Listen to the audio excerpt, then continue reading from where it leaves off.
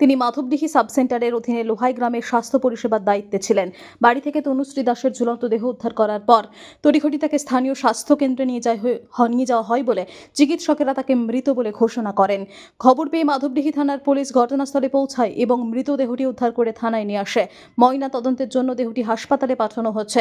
ঘটনায় সম্পূর্ণ পরিকল্পিত খুনের অভিযোগ তুলেছেন তনুশ্রী দাসের পরিবার।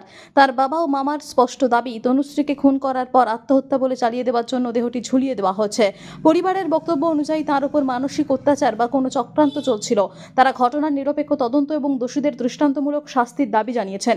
পুলিশ ঘটনাটির তদন্ত শুরু করেছে। এটি আত্মহত্যা নাকি এর পেছনে কোনো গভীর চক্রান্ত বা হত্যা রয়েছে, ময়না তদন্তের পরেই জানা যাবে।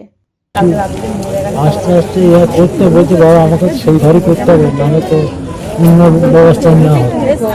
হ্যাঁ, এর জন্য আমাকে কিছু করতে হবে। আপনারা কখন খবরটা পেয়েছিলেন যে এরকম ঘটনা ঘটেছে? খবরটা দিয়েছিল মেয়ে মাকে ফোন করছে, আমি তো বল চালাই।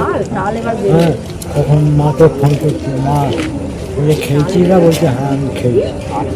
বলছে আমি এক্ষুনি বাড়ি যাবো, 6টার সময় আসবে বলে বাড়ি আসবে বলে আমাদের বাড়ি যাবে বলে করেছে।